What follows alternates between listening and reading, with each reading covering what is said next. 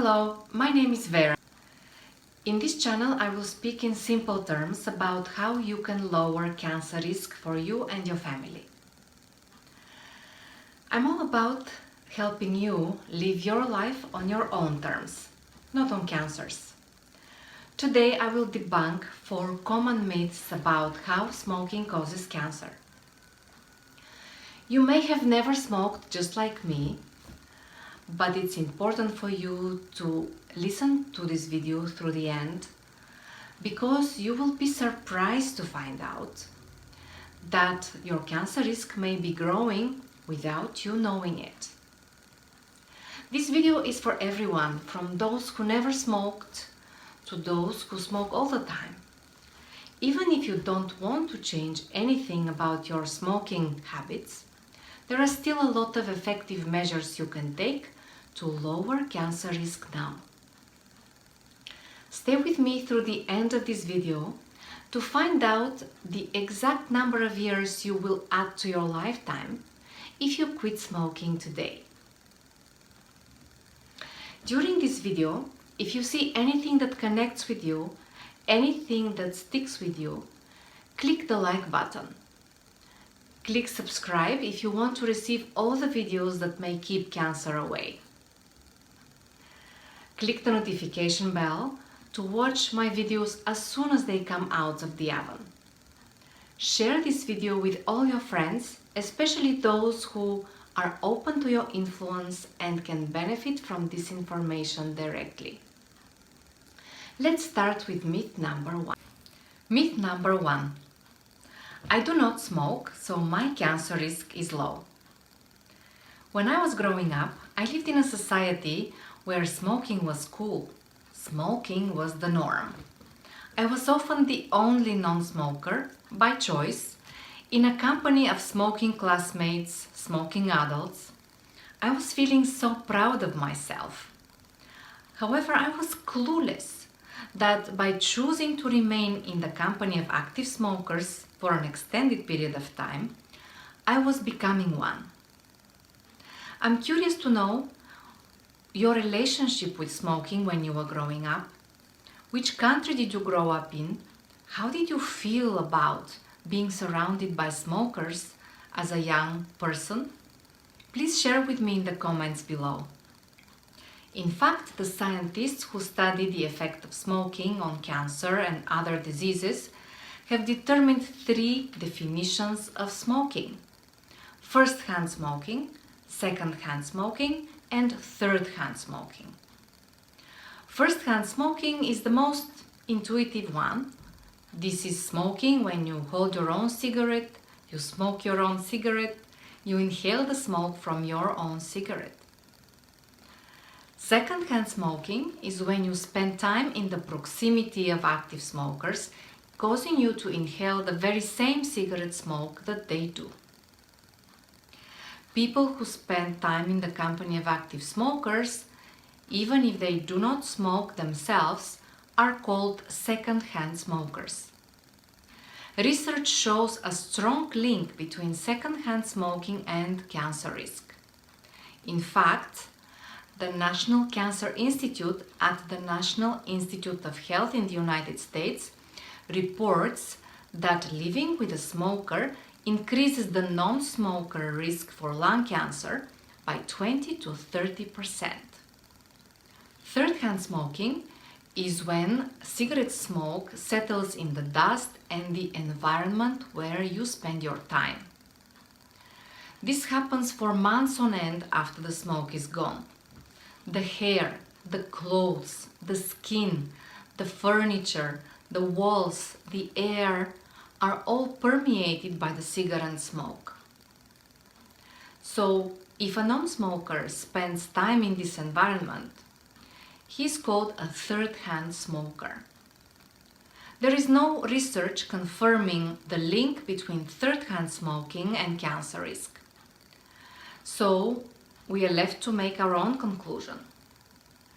Well, we already know that first-hand smoking and second-hand smoking are sure to increase your cancer risk. We already know that researchers are actively looking into the link between third-hand smoking and cancer risk. So we can choose to wait and see what they will find out, or we can choose to draw our own conclusion. Personally, I'm not into the wait and see department. I would rather draw my own conclusion and stay away from even the small impact third-hand smoking could have on my cancer risk. Those of us who do not smoke may call ourselves first-hand non-smokers. And if we critically evaluate our environment, our companions, the way we spend our time with them, we may find out that we are second-hand smokers and third-hand smokers. We may find out that we cause our loved ones to become third-hand smokers through our behavior. So, what are some things we can do to reduce cancer risk now for ourselves and our loved ones? We can ask some simple questions. Do you spend time with a smoker? Does your smoking companion smoke in your presence so you can inhale even a small portion of their cigarette smoke? Do you carpool in a vehicle that smells of tobacco? Do you ride an elevator that smells of tobacco? Do you hug anyone whose clothes and hair smell of tobacco? Do you wear the clothes of somebody who smoked wearing them? After you spend time in a smoker's company and the smoke settles in your clothes, do you go home and hug your child? If the answer to some of these questions is yes, then there is room for improvement. You can do a lot to reduce the impact of second, third, and even first-hand smoking. You are left with the option to reset your boundaries with your companions, with your roommates, with the people who share the space that you do. Myth number 2. Smoking affects mostly the lungs. We often think that smoking affects mostly the lungs because it is the largest organ in our respiratory system, where we process the air and the cigarette smoke we breathe in. And this makes sense. Indeed, there is a lot of data available publicly about the strong link between smoking and lung cancer. We see that the more people smoke over the years, the more people die from lung cancer. Indeed, the lungs are one of the most important organs affected by smoking, but it is by far not the only one. The National Cancer Institute at the National Institute of Health in the United States has data showing that smoking affects negatively almost every organ and every system in our body. It deteriorates our overall health. Recently, it was found that smoking can contribute to cancer in not one but 14 body organs: lung, esophagus, larynx, mouth, throat, kidney, bladder, liver, pancreas, stomach, cervix, colon, rectum, and the blood cancer acute myeloid leukemia. Unfortunately, many of these cancers show symptoms only when they are in a very advanced stage. For example, if you notice blood in your stool or blood in your spit, this could mean that you may have cancer which is in a very advanced stage. At that stage, you are no longer in a position to do cancer prevention. You are in a position to do cancer treatment. Your future would be in the hands of oncologists, radiologists, and depending on new drug development and discovery. You don't want to be in this position.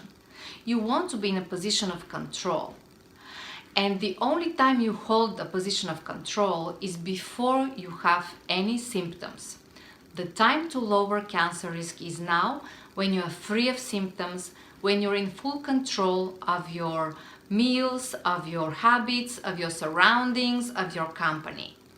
Only by taking control of the things you can control, your habits, your choices, your surroundings, you can lower cancer risk now in those 14 vital body organs of yours. Myth number 3. I'm not quitting smoking, so I have to settle for a high cancer risk. Many of you are not willing, able, or ready to quit smoking right now. You are and you want to stay a first-hand smoker. However, you can still reduce the overall cancer risk by eliminating or reducing the negative effect of your second and third-hand smoking.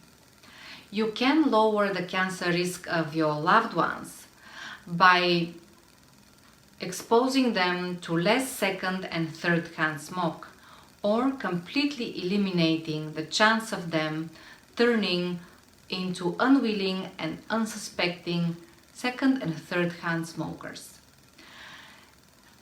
Their cancer risk is in your hands. And you can do that by asking yourself some questions.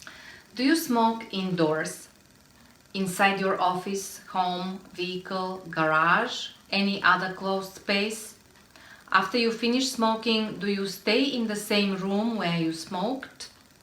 Is anyone else present in the same closed space when or after you smoke? Do you smoke and later, in the same clothes, you hold your child tied to your chest to put her to sleep? After you smoke, does your head rest on the same pillow as your non-smoking partner? Does your family spend time in a playroom which smells of tobacco?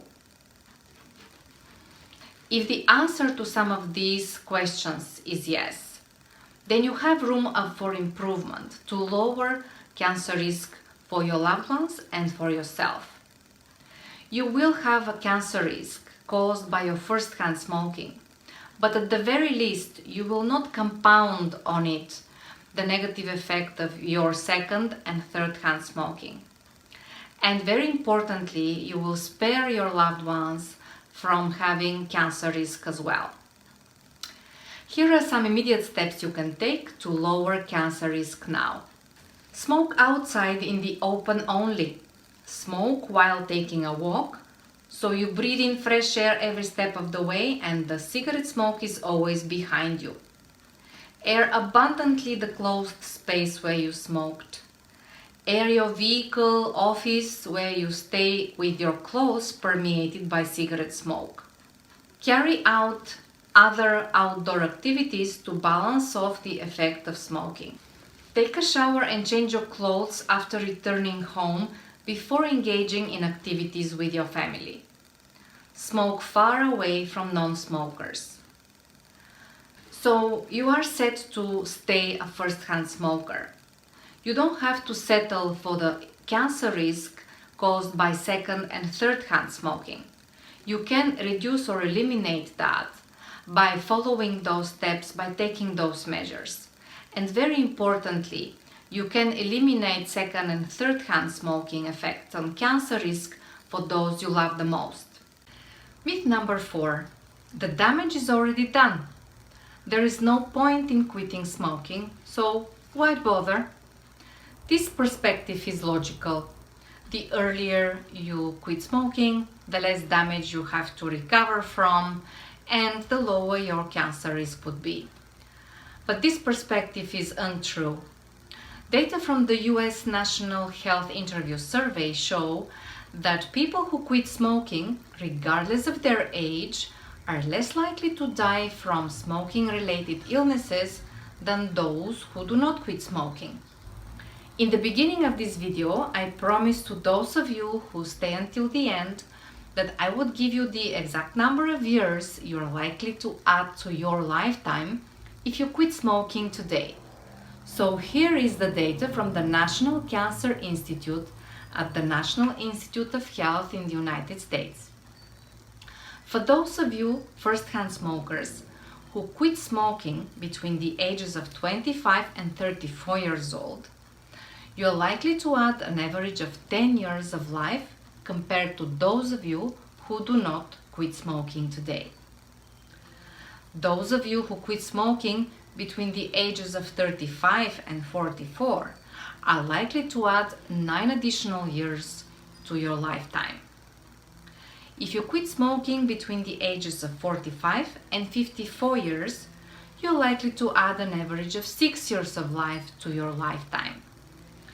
If you quit smoking between the ages of 55 and 64, you're likely to add 4 years of life to your lifetime compared to those of you who do not quit smoking today. You can see that the later you quit smoking, the lower the number of years you add to your lifetime. However, in any instance, at any age, you are adding extra time to your lifetime. How much time is worthwhile quitting smoking for? How many shared experiences with your loved ones are worthwhile giving yourself and them the gift of your presence? Think about that. And think about time not in terms of numbers, but in terms of experiences. All the graduations, the reunions, the walks, the conversations, the playful times with your grandchildren. All these experiences are something that you can gift yourself and your loved ones if you choose to quit smoking today. You are the only person who can add years to your lifetime by changing your habits, by adopting new practices, by being more careful about your surroundings. So you hold the key to lowering your own cancer risk and the cancer risk to your loved ones. If you're not ready to quit smoking today as a first-hand smoker, you may be ready to quit smoking as a second and third-hand smoker. You most definitely may be ready to lower the cancer risk of your loved ones by not exposing them to second and third-hand smoke. If you liked anything about this video, content, perspective, click the like button, subscribe to this channel, and click the notification bell so you receive all my new videos just in time to start living your life on your own terms, not on cancer's. See you in the next video.